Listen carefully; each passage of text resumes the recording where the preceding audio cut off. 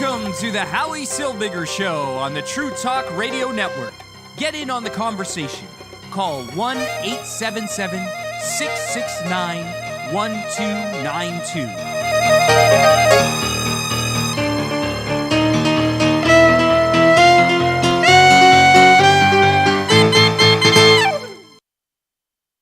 And I'm Howie Silbiger. Welcome to the Howie Silbiger Show, right here on the True Talk Radio Network. Our lines are always open. You can give us a call, 1-877-669-1292. That's 1-877-669-1292. I'd like to welcome the listeners that are tuning in from around the world. We have listeners listening in from around the world. I'd like to welcome them to the Howie Silbiger Show and invite anybody who wants to call in to give us a call at 1-877-669-1292. A couple of things we've got to talk about tonight. A couple of different things I want to talk about tonight. I'm going to start it off with an article that appeared on the Jewish Telegraph Agency not long ago, just a couple of days ago. It was written by my friend David Lazarus, who used to work for the Canadian Jewish News, and I guess is currently freelancing, after he was unceremoniously let go from the Canadian Jewish News after years and years and years of dedicated service. Anyway, he wrote an article talking about Canada's 380,000 Jews being the most targeted religious minority for hate crimes in 2021. This statistic came from Statistics Canada. It said that the Jewish community, which comprises about 1% of the population of Canada, were victims of 14% of reported hate crimes. Jews saw a 47% rise in reported hate crimes compared to 2020, according to the Bureau. Here's a quote. Shimon Fogel, the head of the Center for Israel and Jewish Affairs, said, "We are deeply concerned that incidents of hate crimes rose yet again in Canada in 2021.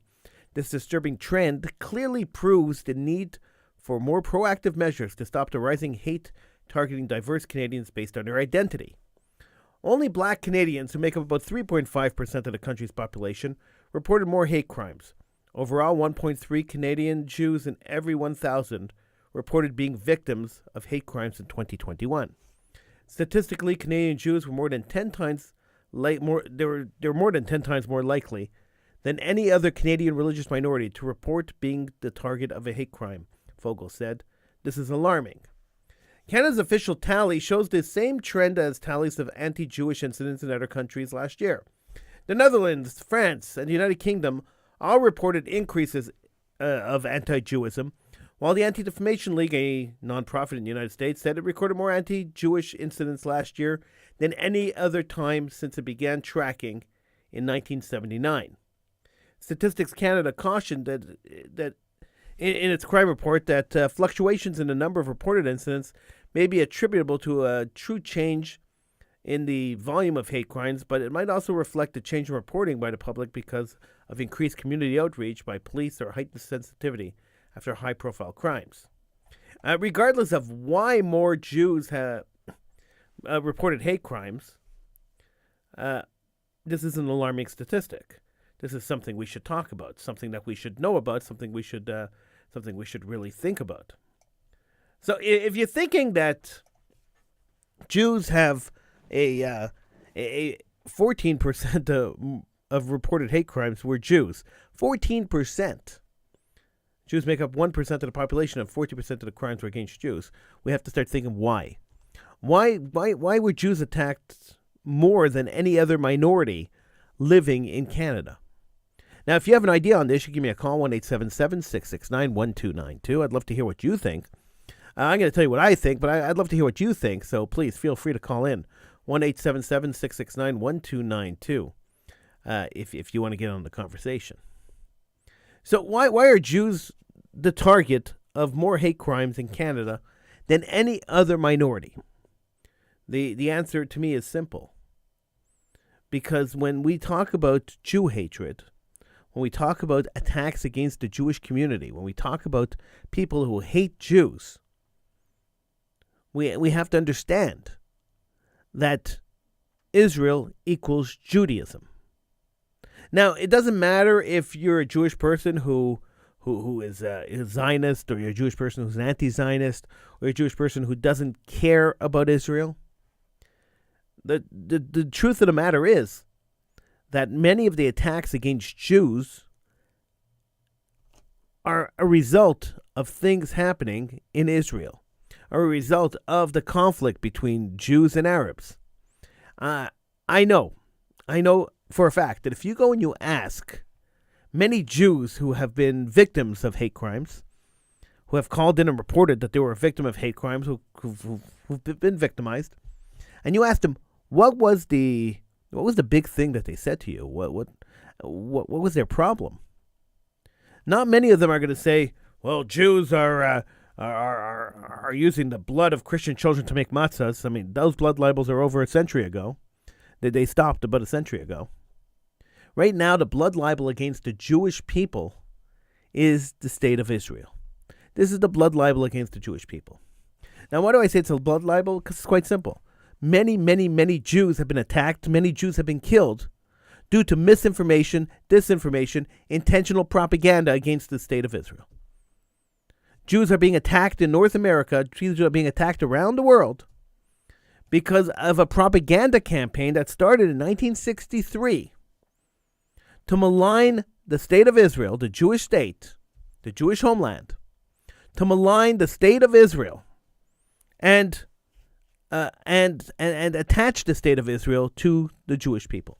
Now, let's get this straight, because it's not a one-sided affair here. So as the Arabs were building their propaganda campaign and creating a fictional people called the Palestinians, a people that were created in 1963 by the Arab League when they hired an Egyptian man named Yasser Arafat to form the Palestinian Liberation Organization, liberating a people and a land that never existed in the history of mankind. And then successfully went on to fund a massive media campaign selling the idea. Media responds very well to money, and they responded very well to Arab money, selling the idea that that Jews came and displaced the indigenous people of the land of Palestine, which never existed as a country. That propaganda campaign that started way back in the 1960s created a nation of people. Now, today we can't deny that there's a nation of people, even though they have a fictional background, even though that they were created on as pawns to try to destroy the state of Israel. We can't deny today that they exist. There's third, fourth generation of people who grew up with this identity. We have to understand that this identity exists. And we also have to understand that the lies that were made up over the years concerning the state of Israel, that Israel is committing genocide, that Israel is abusing the Arabs, that Israel is occupying land, all these fallacies, all these fake things that were made up, all this propaganda that was made up over the years, has affected the way non-Jews look at Jews in the diaspora. There's not even a question about it. It has affected the way non-Jews look at Jews. Now, whether you're a pro-Israel, anti-Israel, it doesn't matter. If you're Jewish, you're equated to Israel. It doesn't matter if you what your personal belief is. And that's how deep entrenched this hatred has been pounded into people through the media. I teach a course on media deception and propaganda in the media. And if you took my course, which will be available publicly sometime soon, I'm still working on how to do this. But if you take my course and you come and you actually watch what I'm showing you, you will see clearly that the media's propaganda campaign against the state of Israel and against with other things too, but I would focus. Well, it depends on the audience. I'd focus a little bit on Israel if I was a Jewish audience. The media campaign against the state of Israel has changed the attitude of people towards Jews. Now, I'm not saying the Jews were the most loved people in North America before that. I'm not saying the Jews will be the most loved people in North America ever. But the level of hatred towards Jews substantially increased, after the creation of the Palestinian Liberation Organization. It's a fact. You just got to take a look at history. So, if Jews are being blamed, Jews in the diaspora are being blamed for the perceived sins of Israel, then an attack, a 14% rise in attacks on Jews, seems normal. This past year, there's been a lot of conflict between Arabs and Jews in Israel. So a 14% of when 14% of the hate crimes reported in 2020 were against Jews, it seems awfully plausible as a result of things happening overseas. Is it right? No. So how do you counter this? Well, you see, like I said, it's a two-way street, because in the late 1960s, when the Palestinian Liberation Organization was created and the Palestinian people were created, and they started selling this fake story about the Jews displacing Palestinians, and this was ancient Palestine, it's all baloney. It's all fabricated. It's all a propaganda campaign to try to destroy the state of Israel. But once that was established, the Jewish community responded. But they responded in a way that confuses me. It's confounding to me even today. It's absolutely confounding, because we continue this response, and it's totally confounding to me. So what the diaspora Jewish community decided to do, and this happened right across the entire North America and parts of Europe. It seemed to have been a mass decision made by the leadership of the community outside of the state of Israel. What they decided to do, and I'm talking about the community that's more modern. I'm not talking about the Orthodox community. That was a totally separate reaction. But the modern community, what they decided to do was they decided to remove teaching Judaism as a religion in schools, and started teaching Zionism as the new Judaism. So what do I mean by that? Jewish schools would teach Zionism, love of Israel. Israel is Judaism. Israel is Torah. Torah stands on Israel. Israel stands on Torah. Organizations like B'nai Akiva would come into schools and they would create this atmosphere that Israel is the most important country in the world, that Israel is the place to be, and that Israel is the Jewish state, and we must support the Jewish state with all our heart and all our souls. And this is the propaganda campaign that the Jews started amongst Jewish kids. And it worked. It worked really well. And for the longest time, until today, when you ask a kid in a Jewish elementary school, or you ask a kid in a Jewish high school, to bring something Jewish to show and tell, or to bring something Jewish to show to class, there aren't very many children who are going to show up with a tallis or with a pair of tefillin. No, you're not going to find that too much. You're going to find Jews coming with Israeli flags, coming with some tchotchke that their parents picked up in Israel, something related to Israel. This is what you are going to find when you ask them to bring something Jewish. And when you point out to them, that's not Jewish, that's Israeli, they get angry at you. They get angry at you because their entire Jewish identity was built on the state of Israel. I am Jewish because the state of Israel exists, they were told. If the state of Israel did not exist, the Nazis would come back and destroy us all. The only reason we exist anywhere in the world is because the state of Israel has an army that could defend us. This is what they were told. This is what they were taught. I know it because I was there. I was taught the same thing. As I was growing up, I was told the exact same thing. The Jewish community exists anywhere in the world. Jews survive because the state of Israel has an army. If the state of Israel didn't have an army, the non-Jews would come and wipe us out. Wipe us off the face of the earth. We'd be gone. That's what I was told. And that's what all Jewish children are told.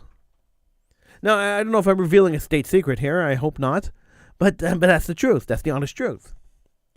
And because Jewish children are taught that their Jewish identity is interweaved with Israeli identity. Look, it's gotten even to a point where there was a huge argument not long ago in the Jewish community about whether anti-Zionism is anti-Jewism. That was the big debate. If somebody's anti-Israel, does that mean that they're anti-Jewish? Now, the end result was that the community decided at some point that yes, if you're anti-Israel, you are anti-Jewish. So every time somebody makes an anti-Israel comment, the Jewish community comes out and says, there is an anti-Jewite. That's a Jew hater.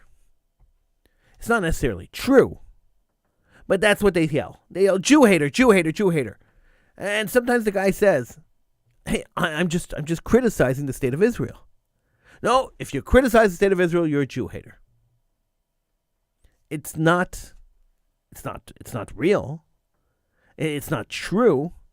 I've criticized the state of Israel many, many times, but you're going to find less of a Jew hater than I am. I'm not a Jew hater at all.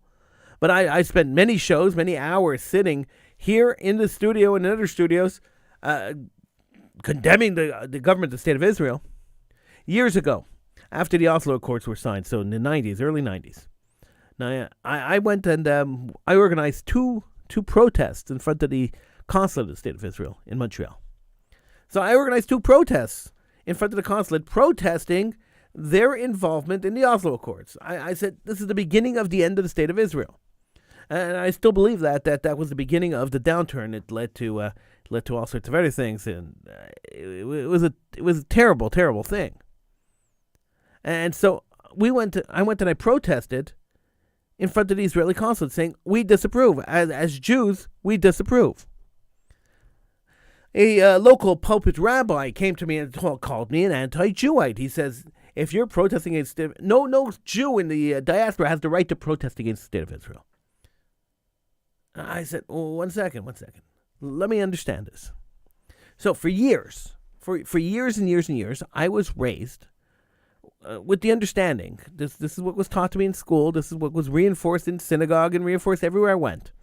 It was explained to me that as a Jewish young man, I have to support the state of Israel unconditionally. No matter what they do, I have to unconditionally support the state of Israel. Because all Jews could go back to Israel. We're all part of Israel. Israel's part of us. We're all part of Israel. This is what I'm told. This is what I was told. I grew up learning this.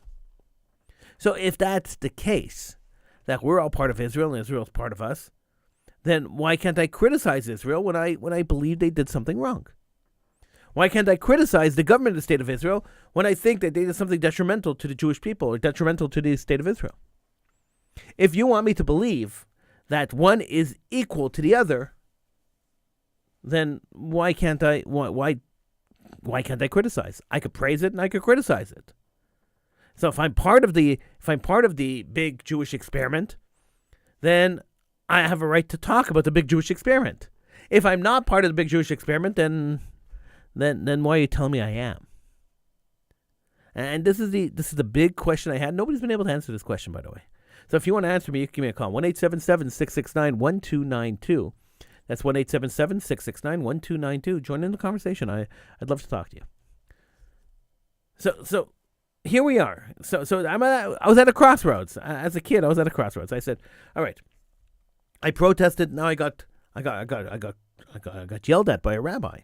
The rabbi yelled at me and said to me, how could you do that? You are if you're going to protest the state of Israel, you are an anti-Jewite. And I said, I'm not really an anti-Jewite. I love the Jewish people. I am part of the Jewish people. Jews are my people.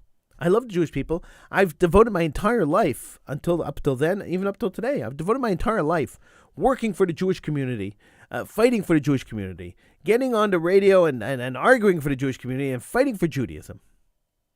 Now, when I say fighting for Judaism, I don't necessarily mean the state of Israel. I mean Judaism as a religion, Judaism as a culture, Judaism as a living, breathing entity. I spent the majority of my life in the public, on the forefront, fighting for this, fighting to protect Judaism, fighting for Jews to protect themselves, fighting for Jews to get more involved. This is all I've done for years. Yet, there are Jews who are still calling me anti-Jewites, still calling me names, still not talking to me because they disagreed with something I said on the show. That's fine. I mean, you don't have to agree with me. And the reason I have open lines is in case you don't agree with me, you can always feel free to call in. The lines are always open, 1-877-669-1292. Lines are always open. You could always feel free. If you disagree with something I say, even if you agree with me, you could call in. We could talk about it. That's why I have open lines. It always bothers me. It bothers me just so much when I go through a show and I get 1 call, 2 calls, 3 calls sometimes, and then I get 15 or 20 emails or messages on Facebook or text messages of people yelling at me. How could you have said that on the show? Who are you? Who do you think you are? What are you talking about? When I get those messages, it infuriates me. The reason it infuriates me, it just means to me that they listen to the show. Now, I'm not talking about people who listen to the show on the podcast or people who listen to the show on a replay. I'm talking about people who listen live to the show and then call in. It infuriates me when they comment, minutes later on social media or wherever, they comment and tell me that they didn't agree with what I said. If you didn't agree with what I said, call in. That's why I have open lines. Feel free to use them. I pay for them. You might as well use them. 1-877-669-1292. I'm not even shy about giving out the number. Feel free to call in. So we'll go back to the fact that that Jews have reported more hate crimes than any other minority. Another reason that this could have happened is because Jews are more apt to report these hate crimes than non-Jews. We've been victims for a very long time, and if we feel safe or unsafe in the lands that we live in, we tend to trust the authority figures. I don't know why, but we tend to entrust in authority figures to protect us. I am still unbelievably confused as to why every school in the city, a Jewish school in the city, doesn't teach children martial arts, and why that isn't a federation-funded activity. I don't get it. I don't understand why we don't have martial arts being taught to our children in schools. We see in New York, just the last 2 weeks in New York, tons of Jews have been attacked in broad daylight again on the streets of New York. This happens every summer, and every summer I get on here, and every summer I scream about it, and every summer it happens. Jews again are being attacked on the streets of New York, and the NYPD is doing very little to stop it. The New York government has done very little to stop it, but the streets of New York City have become relatively dangerous to Jews at the beginning and the end of the summer, and so Jews are being attacked again on the streets of New York City. Now, when you watch video after video after video of young kids, some of them as young as 11 and 12 years old. I mean, I saw a video yesterday that looked like they were between 11 and 14 years old. The kids chasing two Jewish men down the street and stealing one of their hats. And I couldn't help but think, I couldn't help but imagine that if these Jews that were there would have learned martial arts growing up, they could have turned around and they could have fought back. Imagine how different the imagery of Jews would be if every Jew was able to defend themselves, and when they were attacked in the streets, they turned back and they fought their attackers. Imagine how much less hate crime reporting there would be if the Jewish community grew a backbone and actually fought back. It's mind-boggling to me that when people put themselves on the front lines and say, I'm going to fight back, I'm going to defend the Jewish people, and when violence is necessary, I'll use violence to defend the Jewish people. When someone goes out and says something like that, they're considered a radical crazy. Oh, we got to stay away from that guy. Ban him. Throw him out. Ban him. Oh, no, you can't come into the Federation building. But when someone says, "Hey, we got to negotiate. We got to work it out. We got to talk. We can't be rash," then they're the heroes. I don't get it. I don't get it. If the Maccabees didn't fight, the temple would have never been rededicated. Every example in the Torah, every example in the Bible, when the Jews are crushed by the oppressors, the Jews fought back physically, morally, religiously. And the Jews won because they defended themselves, because they didn't bow to their oppressors. Every time we don't teach, every minute, every day that we don't teach our community how to defend themselves, every minute that we don't teach our community how to fight back, whether it's verbally, physically, or any other way, we're capitulating. We're giving up. We're letting the enemy win. That's a horrible position to be in. And that's why Jews keep getting attacked. That's why Jews are victims. We depict ourselves as victims. We like being the victim. We have some kind of complex where Jews like being victims. I don't like being a victim. I don't like being part of victimhood. I don't buy into this whole, the more you're victimized, the stronger you are baloney that's happening in the world today. I believe we should be victors. Now, where does this whole victimhood thing come from? Well, it's quite simple. And I know people are going to get upset by me saying this, but I'm going to say it anyway. I've said it before. I'm going to say it again. And I'm going to keep saying it because it upsets people, and that's fine. You can be upset about this. It doesn't bother me. Be as upset as you want. The victimhood imagery of Judaism comes from our Holocaust museums. Comes from the way we educate kids about the Holocaust. Now, it is important to educate kids about the Holocaust. It's important to talk about the Holocaust. It's important that our kids understand that we were oppressed, that we were killed, that we were murdered. They have to understand what the concentration camps were. They have to understand what the crematorias did. They have to understand what the gas chambers were. They have to understand how the Germans were able to convince the entire population of Europe to turn against the Jewish people. Yeah, they have to understand all this. This is stuff that is very important to understand. But you know what else they have to understand? And this is something that we don't teach them, that we should be teaching them. They have to understand that there were groups of Jews who fought back. They have to understand that there was Jewish life in Europe before the Nazis that was destroyed. They have to understand that by us being here today and talking, me and you, if you're Jewish, we are the victors, not the victims. I'll be right back. Welcome to the Howie Silbiger Show on the True Talk Radio Network. Get in on the conversation. Call 1-877-669-1292.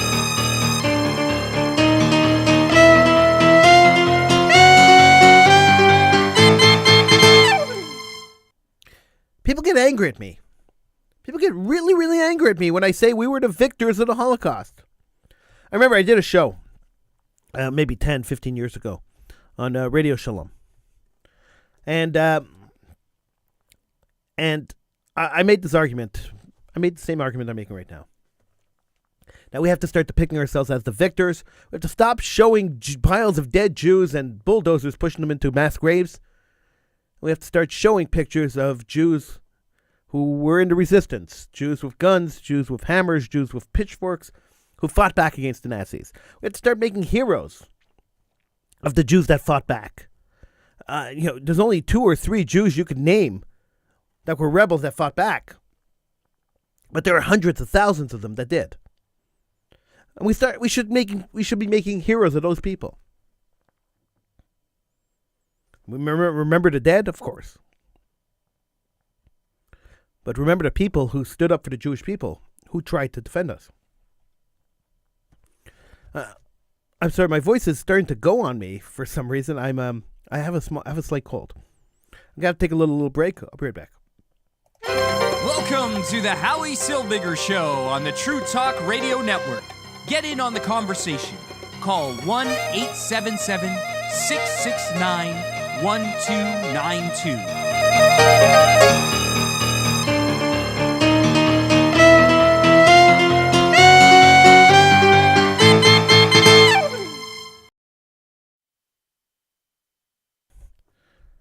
All right, I think I'm okay now. So let's give this a shot again.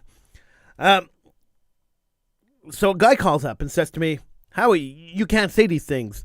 My parents were Holocaust survivors, or victims of the Holocaust, and by you saying this stuff, it's insulting to their memory."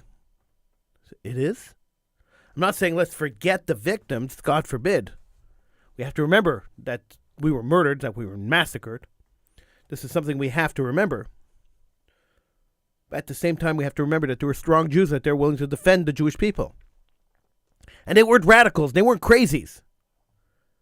They were people who had conviction, people who believed that you could stand up against injustice, that you could stand up and fight for your rights and fight for yourself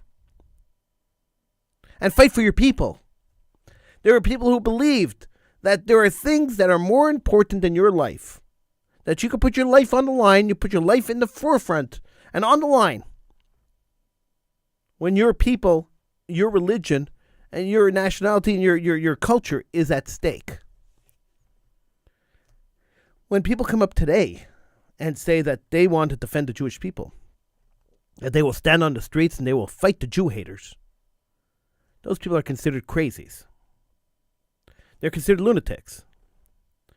Years ago, I've told the story before. I'll tell it again. I love it. I'm sorry I keep repeating stories, but this is what it is. Years ago, there were little old ladies being beaten up while walking in a certain community in Montreal. Little old Jewish ladies. They were being beaten up. They were being robbed. And so one day I heard that there was an 80-year-old lady who was walking to a supermarket. And on her way to the supermarket, her house was 3 blocks away from the supermarket. She was walking up the street to go to the supermarket. She was attacked by a bunch of thugs. They beat her up. They broke her arm. And they stole her purse. And I said, this is terrible. How could we possibly stand by and allow this to happen? And so I spoke to some of the more active Jews that were in Montreal at the time. And they told me, let the police handle it. Why do you want to get involved? Let the police handle it. It's a police matter. Don't bother me. It's a police matter. So I went and I had my group Save All Jews Everywhere at the time. And I went to one of my members and I said to him, hey, look, we can't allow this to happen. We have to do something to stop this craziness. And so we decided to set up the Jewish Security Force. Now, the Jewish Security Force wasn't the JDL. It was a Jewish Security Force. And our only objective was to walk Jewish ladies from their homes to the supermarket. A walk safe program. They had them on campus. They had them on all the university campuses had this. It was a walk safe program where if you were fearing walking through campus at night, somebody would walk with you. And so this is what we arranged. And we set up the Jewish Security Force, and then we asked for volunteers, for university students to volunteer. And we got about 3,000 people who were willing to volunteer right across the city. And so we started training them in self-defense. We had a couple of people who were willing to train for free, and we trained people for free in self-defense. And they were showing up in droves. We had to turn them away at the door. We didn't have enough room in the rooms that we were renting in order to accommodate all these people who wanted to learn self-defense to go and help protect the Jewish people. Thank God there were so many people who wanted to be part of this. A few weeks after we started this, one of the newspapers got a hold of the story and they decided to run the story. And they spoke to me and they spoke to the guy who was running it, and it was a Russian immigrant who was a black belt in Krav Maga, and they spoke to him and they published the story. That's where the trouble began. Now the trouble didn't begin with the police. The trouble didn't begin with the thugs on the street. I got a call one day from a detective sergeant at the Montreal Police Force who asked me to come down and see him in his police station. So I went down to the police station to meet with the detective sergeant. He looked at me and he said to me, we hear you're starting a Jewish security force. And I said, yes. And he said, well, what's the purpose of this? And I explained to him, little old ladies are being beaten on the street. And I understand the police have increased patrols in the area, but the police can't be there every second of the day. They can't be everywhere all the time. So when the police can't be there, we will. We're going to be a secondary patrol, not the police department. And if there's a major problem, we're going to call the police. But we're going to be a secondary patrol. We're going to protect the old ladies walking to the supermarket. The cop looks at me and says to me, well, how do you propose that you're going to protect them? I said, well, my people are learning martial arts. They're learning self-defense. And the idea behind them learning self-defense is that if somebody comes to attack them, they could defend the old ladies. They're not there to be aggressive. They're not going to be aggressive. They're just there in case somebody comes to attack the old ladies. Police officer looked at me and said to me, well, you know, you're not breaking any laws, but we're going to watch you very closely. Welcome to the Howie Silbiger Show on the True Talk Radio Network. Get in on the conversation.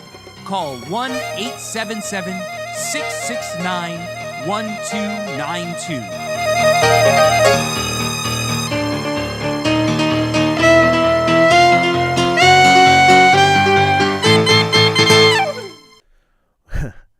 Yeah, this cough is killing me. So they said, we're going to watch you very carefully.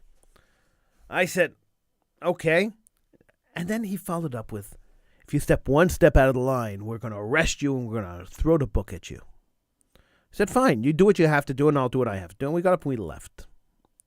Well, because that didn't work, a couple of days later, I got a call from CSIS, the Canada Security Intelligence Service, which is the Canadian equivalent of the FBI. And they wanted to meet with me. So for them, I had my lawyer call them and try to work things out, and never worked out, never met with them. But they followed me forever. They were calling me at 3 a.m. They were harassing me. And I was wondering, why are these people bothering me? We're just trying to help the Jewish community. Then I got a call from B'nai B'rith. The exec director of B'nai B'rith called me. He said, could you come down and meet me in my office? And I said, sure. And I went down to the B'nai B'rith office, and at the time, Canadian Jewish Congress still existed. And I walked in, and there was the exec director of B'nai B'rith and the executive director of Canadian Jewish Congress sitting at a table. Now, these two organizations were diametrically opposed to each other. They never sat at a table together. And here they were sitting at a table together. I was like, oh, okay. And they looked at me and they were totally honest. They said, you can't continue with the Jewish security force. So I said to them, why not? They said, because it's dangerous for the community.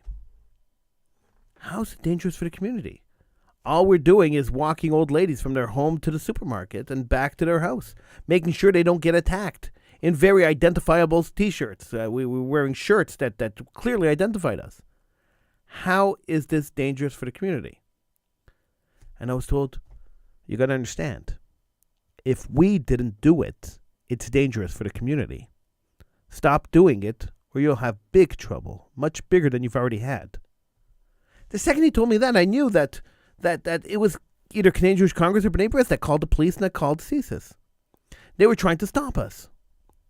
And one has to wonder, when Jewish hate crimes are happening, when people are being attacked and Jewish ladies are being attacked and you want to protect them, and then your own Jewish organizations are turning you into the police, you have to wonder, what's the motive? What's the idea? And it took me years to figure it out. I didn't figure it out right away. I was young. I was naive. I still thought at the time that Jewish organizations existed to help the Jewish community. I was so naive. It was unbelievable how naive I was. And I honestly believed that Jewish organizations existed to help the Jewish community, that they cared about the welfare of the Jewish community. It took me a couple of years to realize. A couple of years after this, by the way, we had to stop the Jewish security force because the Russian guy that was training everybody for us, he was coordinating the training for everybody. He was threatened with deportation. They threatened to throw him out of the country if he didn't stop his activity. And his father worked for the Cirque du Soleil, and it became a big, almost international incident. So he had to quit the group, and then we had to shut the group down, which is a shame. But it took me a long time to figure out that hate crimes, attacks against the Jewish community, are not discouraged by our Jewish organizations. Oh, we're saddened by this. We're shocked. Excuse me. We're saddened. We're shocked. But we're going to raise more money and be able to protect you.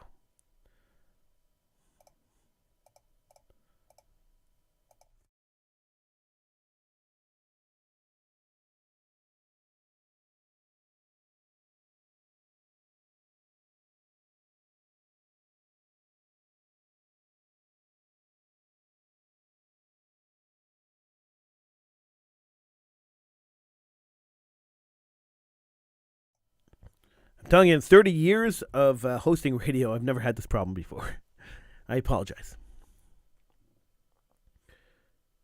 If there are no hate crimes against the Jews, if there is no imminent threat against the Jewish community, why would organizations like B'nai B'rith, the Center for Israel and Jewish Advocacy, the Friends of the Simon Wiesenthal Center, the Anti-Defamation League, why would they exist? What would be their purpose for existing? The only reason they exist is because there are attacks against Jewish people. Is because there's this idea that there's a threat against Jews. So if somebody's there, if somebody comes along and says, all right, there is a threat against a certain particular part of a certain particular group of Jews, we're going to solve that problem by creating a Jewish security force, and we're going to raise money to do this, and we're going to do it the way we have to do it. Well, you're stealing their thunder. And when you steal their thunder, they're not very happy. And that's essentially what we did. We stole their thunder. I used to get condemned. We used to get condemned. University students got condemned by Canadian Jewish Congress and B'nai B'rith almost every week. They used to condemn us in the Canadian Jewish News, in the Gazette, anywhere they could. We would be condemned because we had rallies in support of the release of Jonathan Pollard. We had marches against anti-Jewism in Canada. We had we boycotted the Gazette, a very successful boycott, by the way, of the Gazette when they were really being anti-Israel. We got condemned, continuously condemned.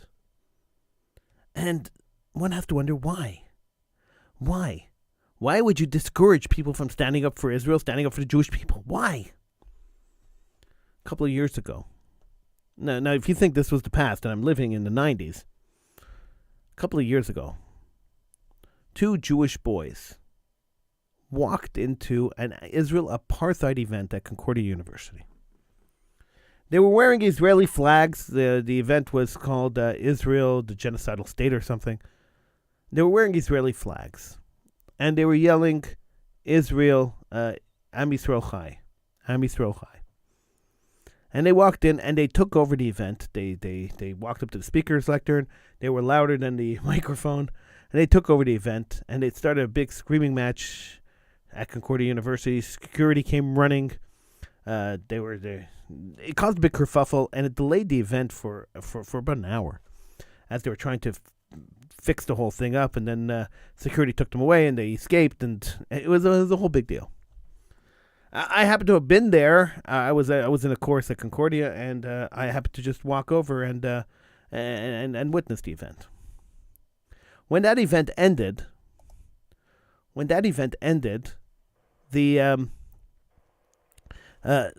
a couple of days later, I ran into one of these pulpit rabbis here in Montreal, and he came to me and he said to me, "Hey, Howie," he says, "why did you organize those guys to go and do what they did at Concordia?"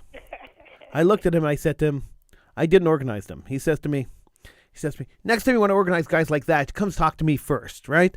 Because we don't pay attention to these Israel apartheid events because if we give them the attention they want, they get the publicity. So if we don't give them attention, they don't get publicity."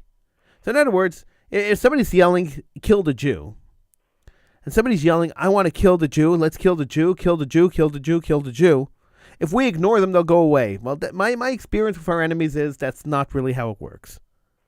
I don't know, I might still be naive. Even my old age, I might still be naive. But in my experience, that's not really how it works. Let's go to the phones. Hi, Fanny. Hey, Howie, how you doing tonight? Oh, I am good. How are you? I'm awake still, so. Oh, I'm sorry for keeping you up, Fanny. I mean, I guess that's my job. On occasion. You're talking about your activist years in Montreal, and I think we've discussed this previously. It reflects so much on my activist years in Cleveland. It's like the same types of things. I mean, different things, but the same types of results and reactions. Possibly not. We weren't threatened. We were told to stop doing certain things. But we were never threatened, not that I'm aware of. But we weren't threatened. But they did make our life difficult, and we made theirs difficult. But one of my favorite stories is, you probably remember the trial of Ivan Demaniak. Yeah. He was from the west side of Cleveland, and the Jews mostly lived on the east side. And, when Ivan went to court for his deportation hearing, a bunch of our Beitar youth group decided we're going to go down there and protest because we knew that the Ukrainian community was going to be out there and they were going to be supporting him. So we went down there. We were told by Federation, our leader was told by Federation, don't go. We don't think it's a good idea, yada, yada, yada. We went, and the minute we show up, these guys start throwing their placards down an alley. So that because the cameras were coming, and they didn't want any of them, us and them, to see the signs that they had up supporting Demaniak. So we're out there with our signs, asking for him to be deported, saying he's a Nazi, the whole 10 yards. And somebody from the Cleveland Jewish News comes and takes our picture. Now, the Cleveland Jewish News is also funded by the Cleveland Federation. Big surprise. Yeah. Now, we were told not to go and not to protest. We did go. We did protest. Our picture was taken, and do you know what they used our picture for? To promote advertising for subscriptions. Pictures of us protesting after we were told not to.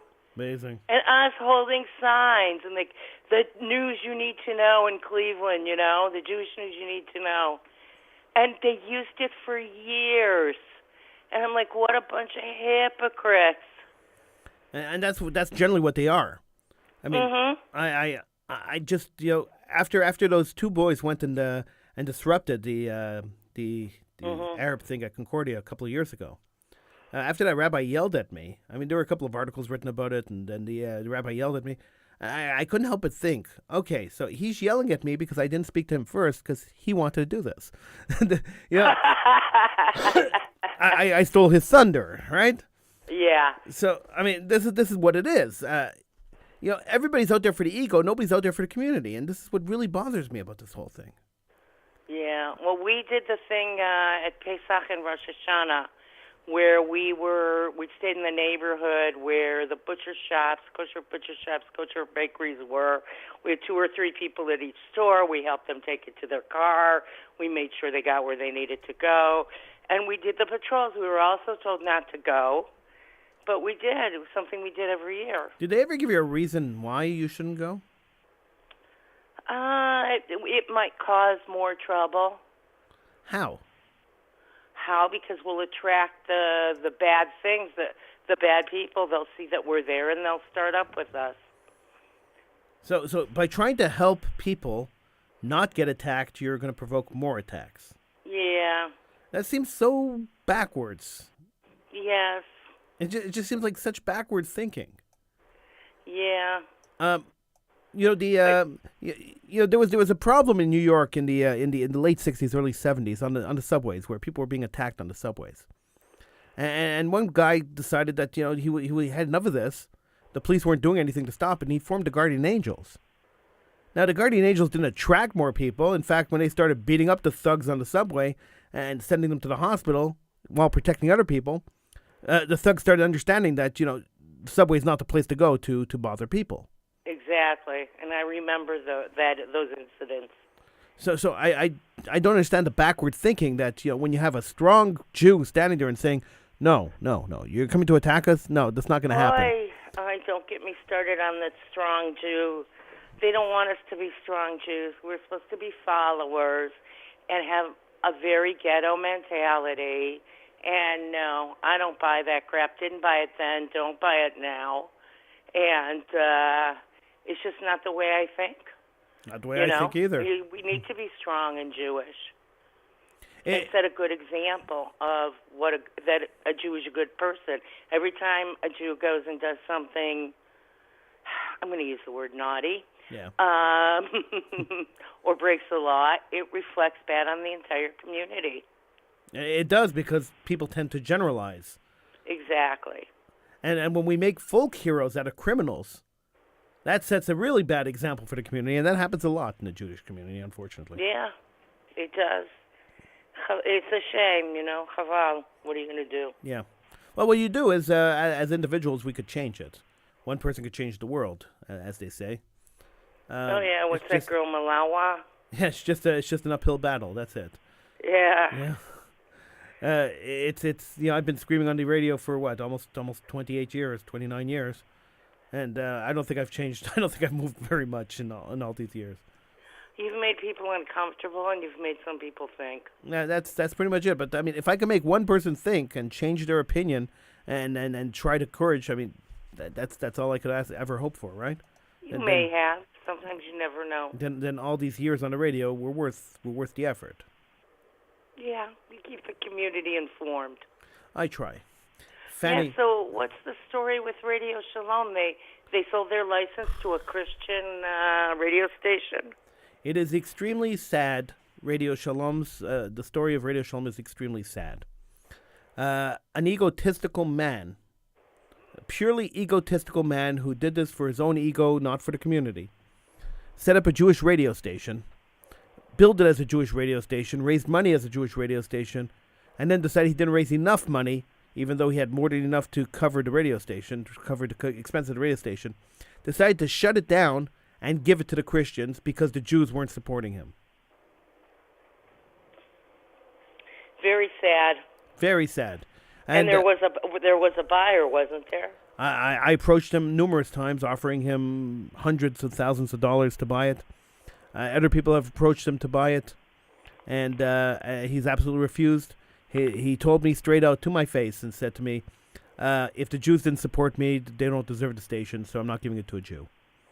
And at the end... Wow, that's nasty. At the end, his filings to the CRTC, the filings last week to the CRTC to transfer the license to the Christian, said that he sold the station to them for $0.00.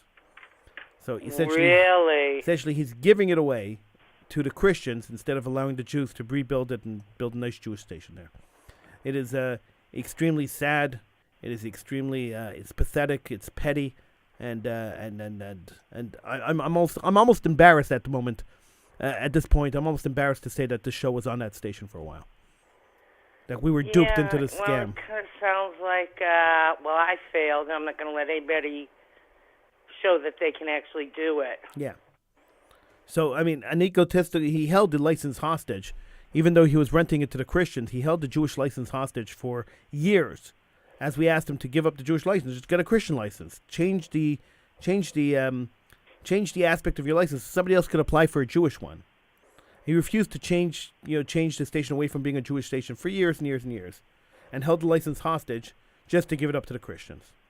So there you go. Well, you're not allowed to have more than one Jewish station at a time? The CRTC would never approve more than one, especially if one station was failing. They wouldn't approve a second station. What makes you think you succeed when he failed? That's the attitude. How many Christian stations are there in the city? Just one. Well, okay. This is an evangelical station. I don't know if there's other Christian stations. This is an evangelical station, so I don't know. Yeah, I don't understand the differences either. But it's just a shame because there was such potential there, and there was really if it had gone to the right hands, it could have been a very big success. But True. What can we do? It had potential, and there were people who listened. There were people who listened, and there were many people in the community who wanted to help and who wanted to bring their expertise and their know-how and wanted to do stuff to make the station successful, and were rebuffed by an egotistical maniac who decided that it was his way or the highway, and he didn't care what anybody else had to offer. So yeah, it's too bad. it's extremely sad. And if he gets mad at me for saying this about him, well, the truth hurts. I apologize. I apologize. The way they treated me and the way they treated my show and the way they treated the people who were volunteering and working with me, they don't deserve any respect at all. Well said. Fanny, thank you so much for calling in. Appreciate it. Pleasure. It was fun talking to you, Howie. Have a good night. You too. Thank you so much. Bye-bye. Bye. All right, I think that's it. I think we're out of time. I want to thank you for joining me tonight. I'll be back in about an hour with Political Hitman. Hopefully my voice will last a little longer than it lasted with this show. In about an hour, around midnight, we'll be on with Political Hitman. It airs on Israel News Talk Radio. It'll also air here. So I hope you could join me for that. Until tomorrow, I bid you a good night.